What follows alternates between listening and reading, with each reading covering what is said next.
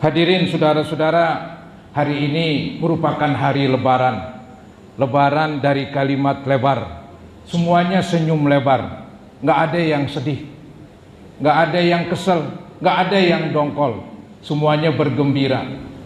Bahkan gembira kita ini bukan sebatas muka saja riak gembira, senyum lebar, tapi saudara-saudara juga kita gembira batin kita. Jadi gembira kita gembira hakiki. Gembira kita bukan gembira yang semu, bukan gembira yang hanya kulitnya doang, tapi gembira kita luar dalam. Karena saudara-saudara, kita habis lulus diuji oleh Allah Subhanahu wa ta'ala.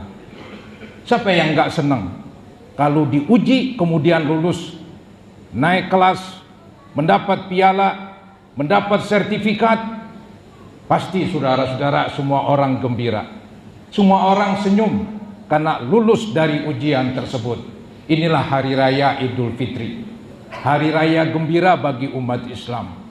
Bahkan kegembiraan ini bukan hanya monopoli orang kaya, tapi saudara-saudara seluruh lapisan umat Islam.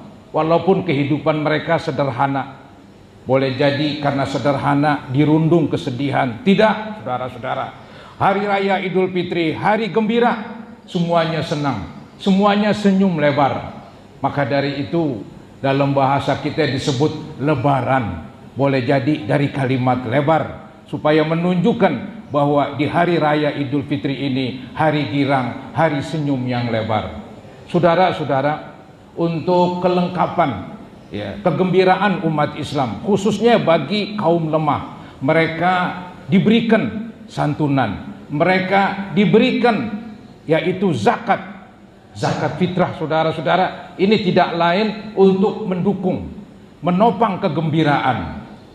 Boleh jadi kalau orang miskin kemudian susah di kehidupannya, tidak ada makanan pokoknya, mereka sedih.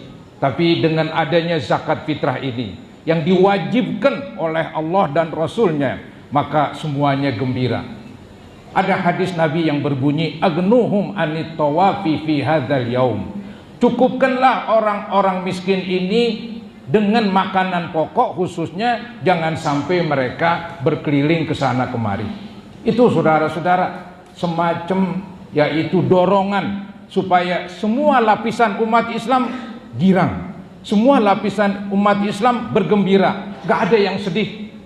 Ya mungkin ada yang menangis, tapi menangis gembira, saudara-saudara, bukan menangis karena sedih lantaran tidak punya makanan pokok. Semuanya sudah dipenuhi. Alhamdulillah, Masjid Al-Inayah dengan panitianya memberikan zakat fitrah kepada tetangga-tetangga, kepada orang-orang miskin. Allahu Akbar, Allahu Akbar, Allahu Akbar. Hadirin, untuk melengkapi kegembiraan ini, bahkan di dalam agama Islam disunatkan memakai baju yang baru. Tidak lain supaya gembiranya semarak. Kita menyadari sesuatu yang baru menyenangkan. Itu di dalam hadis diterangkan, salah satu cucu Nabi yang bernama Hasan bin Ali, dia menjelaskan, amarona Rasulullah SAW annal basa ajwada ma najid. Artinya, kata Hasan bin Ali, bahwa Nabi memerintahkan kami untuk memakai pakaian yang paling bagus. Saudara, ini suatu cara dan siasat agama Islam supaya hari raya betul-betul gembira, maka didukung dengan segala macam cara. Yang miskin di-drop, diberikan zakat fitrah. Bahkan para orang tua dianjurkan memberikan kepada anak-anaknya pakaian yang baru. Perbuatan yang paling bagus di antara perbuatan-perbuatan yang bagus yaitu idkhalus surur, memasukkan kegembiraan di hati umat Islam. Jadi ketika orang miskin diberikan zakat fitrah, ketika keluarga diberikan pakaian yang baru, maka kita membuat hati mereka berbunga-bunga. Hadirin saudara-saudara, ada yang paling pokok pesan saya dalam khutbah ini, bahwa ibadah puasa yang kemarin kita laksanakan, itu mengandung yaitu nasihat buat kita, nasihat mahal. yaitu nasihat mengendalikan hawa nafsu. Saudara, dalam berpuasa kita kan bisa mengendalikan nafsu makan.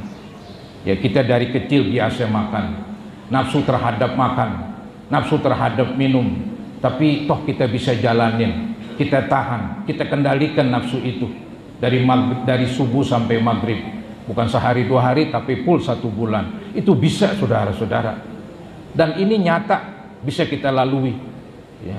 Nah, kalau kita bisa, yaitu mengendalikan nafsu makan, mengendalikan nafsu minum, semestinya karena udah terlatih, semestinya bisa mengendalikan nafsu terhadap yang lain-lain. Ini nafsu nih, saudara-saudara, yang dikatakan oleh ulama ahbasu min sab'ina syaitona. Nafsu ini lebih jahat dari 70 setan. Jadi nafsu itu dahsyat, lebih dahsyat dari setan, dari iblis. Bahkan setan itu hanya menggoda dari nafsu. Kalau nafsunya dikekang, nafsunya dikendalikan, setan nggak punya tempat menggoda. Mudah-mudahan apa yang saya sampaikan ini besar manfaatnya buat saya dan buat para hadirin sekalian. Amin ya rabbal alamin.